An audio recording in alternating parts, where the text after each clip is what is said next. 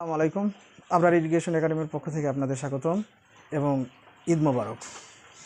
তো আজকে আমি গত দিনের ধারাবাহিকতায় কিছু গুরুত্বপূর্ণ এমসিকিউ নিয়ে আসছি। আমরা সবাই একটু খেয়াল করি।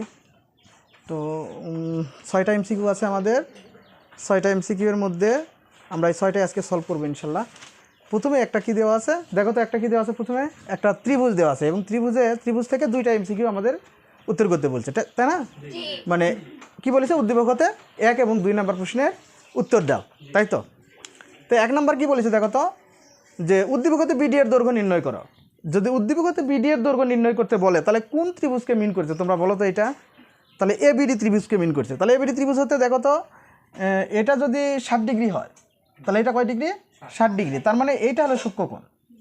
এটা যদি সূক্ষ্মকোণ হয় তাহলে এইটা লম্ব, কোণের বিপরীত বাবু, এটা লম্ব, আর এইটা কি? ভূমি। তাহলে এইটা কি? অতিভুজ। তাহলে আমার দরকার কি? বিডি।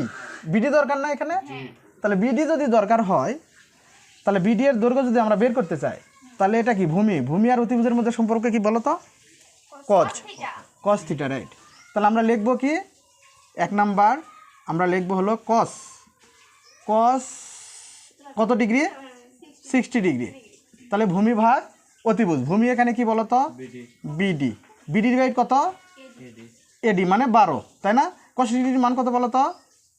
হাফ। তাহলে হাফ ইকুয়াল টু কত? বিডি ডিভাইড কত? 12। তাহলে কত হচ্ছে বিডি? তাহলে বিডি হচ্ছে 12 ডিভাইড 2 মানে কত? 6। এই খ নাম্বার, তাই না? 6। বুঝতে পারছো এটা? আচ্ছা, ওকে। এরপরে দেখো 2 নাম্বার। 2 নাম্বার এমসিকিউ দেখো, এটা মিশে দিলাম, হ্যাঁ। আচ্ছা, 2 নাম্বার দেখো কি বলছে এটা। যদি এসি ইকুয়াল টু 2ab হয় তাহলে এবির মান কিন্তু এখানে নাই, দেখছো? এবির মান কিন্তু নাই। এবির মান কি করতে হবে আমাদের? এবির মান কিন্তু আগে বের করে নিতে হবে। এবি ইকুয়াল টু হোয়াট, এইটা কিন্তু আমাদের বের করে নিতে হবে। তাহলে এবির মান যদি আমরা বের করতে চাই তাহলে কি করতে হবে? এইটা লম্ব, তাই না? তাহলে এইটা লম্ব, এইটা কি? এটা ভূমি। এখান থেকে আমরা এবির মান বের করে নিতে পারি না? তাহলে কি ধরবো আমরা বলো তো? tan। তাহলে tan 60 ডিগ্রি, থিটা মানে 60 ডিগ্রি। এখানে লম্ব ভাগ লম্ব কত বলো তো? এবি। আর ভূমি কত বলো তো? বিডি। তাহলে বিডি আমরা tan 60 ডিগ্রির মান কত বলো তো? √3। তাহলে এবি আর বিডিতে আমরা কত বের করেছিলাম? হ্যাঁ, বিসি কেন? বিডি আমরা এই ত্রিভুজ ধরেছি, এ বিডি ত্রিভুজ ধরেছি। তাহলে বিডি বিডি এখানে কত?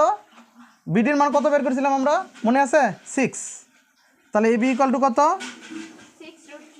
এটা কই থেকে পেয়েছিলাম? ওই যে আমরা 1 নম্বরে বের করেছিলাম 6। তাহলে এবি কত পাওয়া গেল? 6√3। এখন দেখো তো এসি কত হবে তাহলে বলো তো? তাহলে এসি ইকুয়াল টু কি বলো তো? এখানে দেওয়া আছে শর্ত 2ab। 2 গুণন এবির মান কত বলো তো? 6√3। তাহলে কত হবে বলো তো?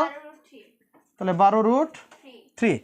তাহলে এইটা যদি এসি ইকুয়াল টু 12√3 হয়, কত বাড়ালো? AC equal to 12√3। তাহলে কার মান চাইছে? থিটার মান চাইছে। তাহলে থিটা এটার সাথে আমরা এই লম্বের যদি সম্পর্ক করি, লম্ব ভাগ সরি এটা কি? অতিভুজ। তাহলে লম্ব ভাগ অতিভুজের যদি সম্পর্ক করি তাহলে কী হবে বলো তো? সাইন। তাহলে আমরা লিখবো কি? সাইন। তাহলে সাইন থিটা ইকুয়াল টু লম্ব ভাগ অতিভুজ। তাহলে লম্ব কি বলো তো? লম্ব হলো এবি আর অতিভুজ হলো এসি। তাহলে মান বসে দাও। তাহলে সাইন থিটা ইকুয়াল টু এবির মান কত বলো তো? এবির মান কত পেয়েছি আমরা? 6√3, রাইট। আর এসির মান কত পেয়েছি দেখো তো? 12√। তাহলে এটা কাটাকাটি করলে কত হয়? এটা হাফ বাড়ায়, তাই না? তাহলে সাইন থিটা, তাহলে সাইন কত ডিগ্রিতে হাফ বলো তো? রাইট, সাইন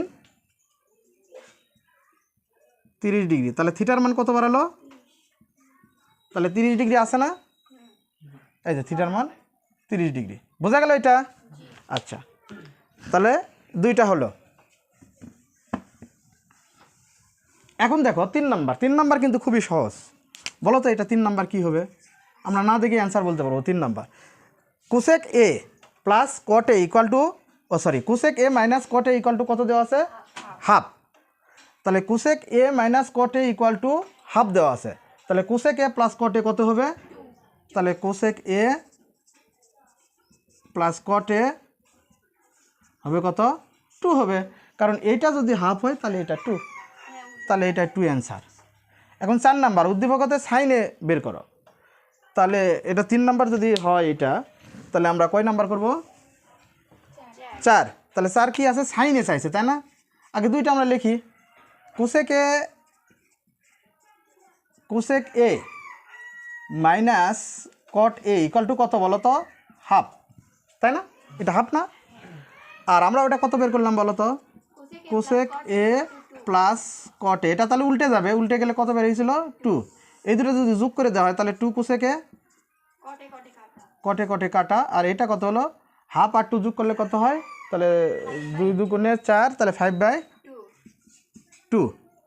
তাহলে 5/2 যদি হয় তাহলে এটা কি করে? যোগ করে, তাই না? এটা অন্য জায়গায় তোমরা যোগ করে নিতে পারো, যেমন হাফ আর 2 যদি যোগ করি তাহলে কি হবে?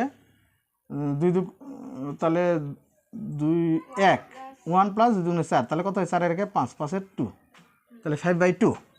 তাহলে যদি পার করে দেয়, 2 পার করে দেয় তাহলে কী হবে বলো তো? ভাগ হয়ে যাবে, তাই না? ভাগ হয়ে গেলে কী হবে? তাহলে 5/4।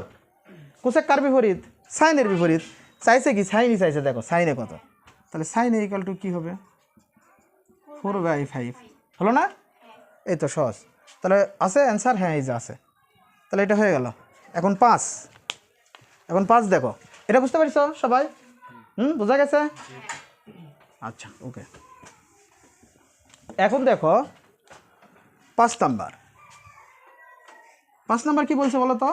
উদ্দীপক 5 নাম্বার বলছে যদি cos θ/3 হয় ইকুয়াল হাফ হয়, তাহলে কত? cos θ/3 ইকুয়াল টু কত? হাফ। তাহলে cos কত ডিগ্রিতে হাফ বলো তো? cos 60 ডিগ্রিতে হাফ। তাহলে cos কাটা, তাহলে θ/3 ইকুয়াল টু কত হলো? 60 ডিগ্রি। তাহলে θ ইকুয়াল টু কত হবে? 318, 180 ডিগ্রি। 180 ডিগ্রি আছে? এই যে ঘ নাম্বার 180 হয়ে গেল। ওকে, তাহলে এখন 5 গেল, এখন 6। সাইন থিটা হাফ হলে tan থিটা কত? এটা তো সহজ একদম।